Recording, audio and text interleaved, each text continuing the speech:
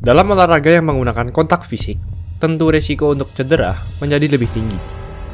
Ada cedera yang cepat sembuh, namun ada juga yang membutuhkan waktu sangat lama hingga menghancurkan timnya sendiri. Ada juga yang sengaja, namun ada juga yang tidak sengaja. Tentu kita seringkali susah menentukan apakah perlakuan seorang pemain yang mencederai lawannya dilakukan secara sengaja atau tidak. Dalam episode kali ini, kami akan membahas cara tahu mencederai secara sengaja atau tidak. Sebelum lanjut, jangan lupa like dan subscribe ya. Simak ulasan berikut ini. Bila kamu melihat cedera LeBron musim ini yang membuatnya banyak sekali menepi, LeBron mendapat cedera ankle akibat diserang oleh Solomon Hills. Lakers winning a title. LeBron, down he goes and he grabs his ankle with his right ankle and he's hurting. Namun lihatlah gerakan ini. Apakah menurutmu itu sengaja atau tidak? Banyak pihak-pihak yang mengatakan bahwa hal itu sengaja dilakukan Solomon Hill. Namun banyak juga yang mengatakan itu tidak disengaja dan membuat kebingungan publik. Kita langsung bahas ciri-ciri pertama seorang sengaja mencederai adalah dilakukan oleh orang yang sama berulang kali.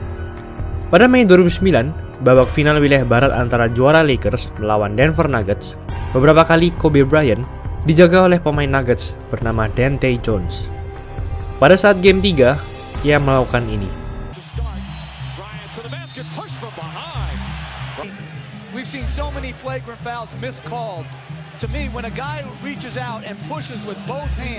Tentu, mendorong lawan dari belakang seperti ini pasti sengaja, bukan?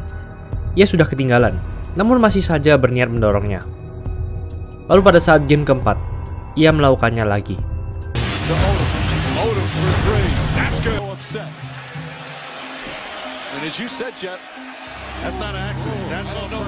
Lagi-lagi ia sudah ketinggalan, namun ia menjegal kaki Kobe dengan sengaja. Jones pun diberi pelanggaran flagrant 1 akibat hal ini. Lalu kejadian ketiga terjadi pada tahun 2013, di mana Jones sudah berpindah ke Hawks. Hawks pun bertemu Lakers di pertandingan ini.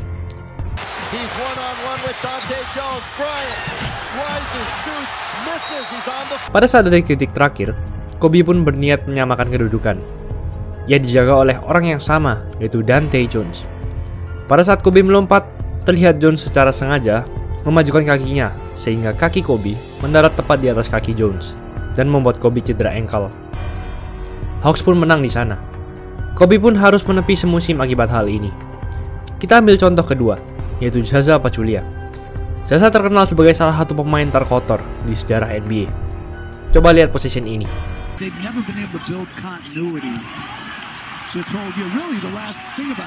Pada posisi ini, bola sudah menjadi liar. Namun saat Kawhi Leonard hendak mengambil bola, Zaza malah memegang tangannya dengan erat. Coba lihat ini guys.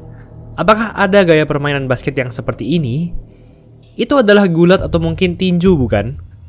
Untungnya di sini, Leonard tidak apa-apa.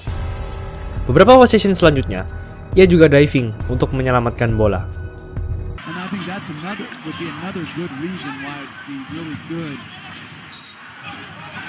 Coba lihat kakinya seperti ini. Mungkin bila kakinya terangkat, tentu biasa. Namun tidak mungkin selama ini, bukan? Ia juga terlihat ingin menendang muka Danny Green. Next, ini adalah salah satu play paling kotor dari Zaza Pachulia. Leonard fires from the corner. And Leonard goes down again. Logika saja, bila Anda mengkontes tembakan lawan, Anda tidak akan memajukan kaki Anda, bukan? Persis seperti yang dilakukan Jones kepada Kobe tadi. Lebih parahnya, cedera ini mengakibatkan Kawhi Leonard menepi banyak sekali pertandingan. Bahkan dalam musim-musimnya di Spurs, ia tidak boleh bermain back-to-back games akibat cedera parah ini. Selanjutnya, tentu Anda pasti langsung tahu bahwa ini adalah sengaja. They have a foul to give, and there it is as Pachulia knocks down Westbrook, then stands over him. That's certainly... Adakah pemain yang sudah melakukan foul menatap lawannya seperti itu? Sangat tidak sportif sekali, bukan? Dan yang terakhir ini, lagi-lagi dilakukan Zaza Pachulia kepada Westbrook. Westbrook the high dribble. Force that one up. Bodies falling on the floor. Here comes Curry. Kalau yang ini sudah pasti merupakan hal yang sengaja, bukan? Tidak ada orang yang mendorong Zaza sama sekali. Namun ia tiba-tiba ikut terjatuh ke kaki Westbrook. Tentu hal ini sengaja, bukan? Oke, jadi bukti pertama adalah bila tindakan mencederai dilakukan oleh seseorang yang sudah terkenal kotor, seperti Zaza Pachulia dan Dante Jones ini, kebanyakan itu adalah sengaja. Ciri-ciri kedua adalah dilakukan kepada pemain hebat. Anda sebagai pemain basket tentu tahu bagaimana rasanya menjaga pemain yang sangat hebat. Mengesalkan, bukan? Mereka selalu mengobrak-abrik defense Anda bagaimanapun. Sehingga, tidak jarang hal tersebut menyulut emosi. Dante Jones melakukannya kepada Kobe Bryant. Zaza Pachulia melakukannya kepada Kawhi Leonard, Westbrook, dan Danny Green. Solomon Hill melakukannya kepada LeBron James.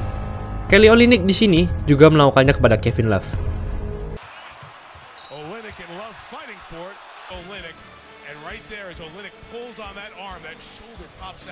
Tidak jarang bahwa pemain yang hebat dijadikan sasaran untuk dijederai. Entah itu memang karena mereka kesal, atau mungkin mereka disuruh oleh oknum di luar pemain yang tidak bertanggung jawab. Kita tidak pernah tahu. Ciri-ciri ketiga adalah dilakukan pada saat waktu genting. Contohnya adalah saat playoff.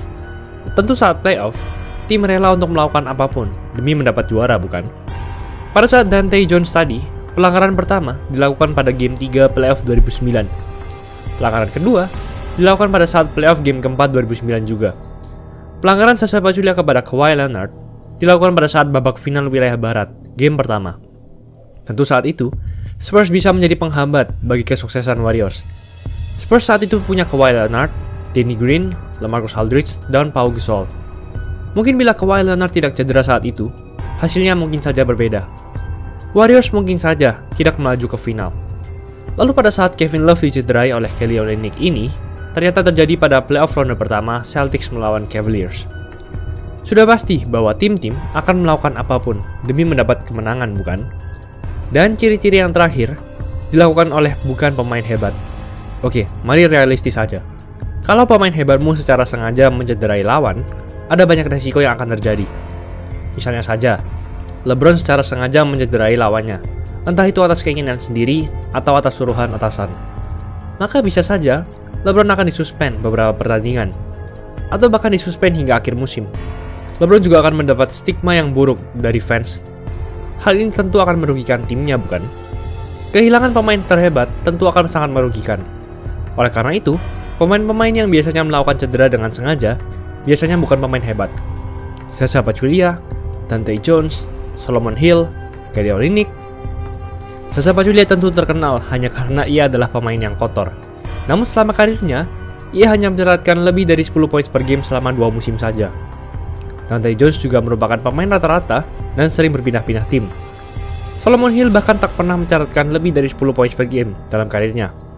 Kelly Olynyk juga merupakan pemain cadangan yang biasa-biasa saja. Semuanya biasa-biasa saja, bukan? Tidak ada yang merupakan pemain bintang.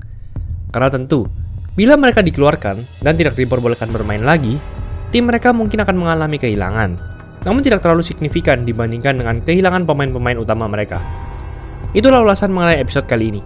Jangan lupa like, komen, dan subscribe agar channel ini bisa berkembang dan menghasilkan video menarik lainnya.